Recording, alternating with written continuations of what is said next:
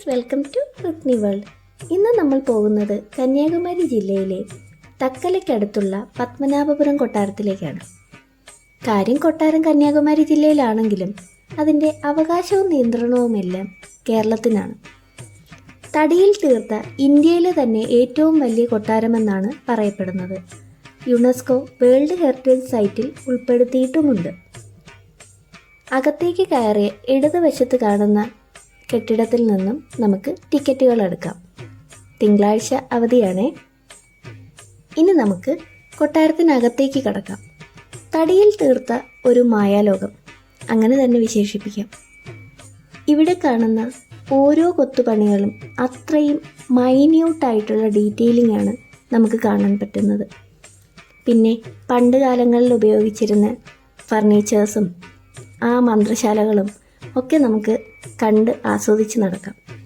പക്ഷേ കാലാവസ്ഥ നമുക്ക് പ്രതികൂലമായിരുന്നു. നമ്മൾ കൊട്ടാരത്തിനകത്ത് കയറിയത് മുതൽ നല്ല അടിപൊളി മഴയാണ് പെയ്യാൻ തുടങ്ങിയത്.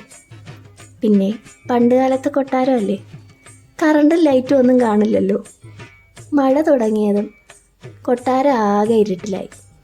പിന്നെ ഞാൻ പറയാതെ തന്നെ നിങ്ങൾക്ക് കാര്യങ്ങൾ മനസ്സിലായി കാണുമല്ലോ. മൈന്യൂട്ടായിട്ടുള്ള ഈ കൊത്തുപണികളൊക്കെ നമ്മൾ എങ്ങനെയാണ് ഇരുട്ടത്ത് കാണുന്നത്? ഒന്നും കാണാൻ പറ്റുന്നില്ല, നേരിട്ടേ ഒന്നും കാണാൻ പറ്റുന്നില്ല. പിന്നെ വീഡിയോയുടെ കാര്യം പറയണോ? പക്ഷേ ആ കാലാവസ്ഥയും വേറൊരു നല്ല വൈബായിരുന്നു കേട്ടോ. ആ ഒരു തണുപ്പും മഴയുടെ സൗണ്ടും അതൊക്കെ പോട്ടെ. എന്നാലും ഈ കൊട്ടാരം വളരെ ഡീറ്റെയിൽ ആയിട്ടൊന്ന് കാണാൻ വേണ്ടി ഇനി ഒരിക്കൽ കൂടി ഒന്ന് വന്നേ പറ്റൂ. പിന്നെ അത് തന്നെ കേട്ടോ നമ്മുടെ നാഗവല്ലിയുടെ ആ ഒരു ഡാൻസ് ഫ്ലോർ. എന്തായാലും ഈ വീഡിയോ ഇത്രയേ ഉള്ളൂ. നമുക്കൊരിക്കൽ കൂടെ വരാം.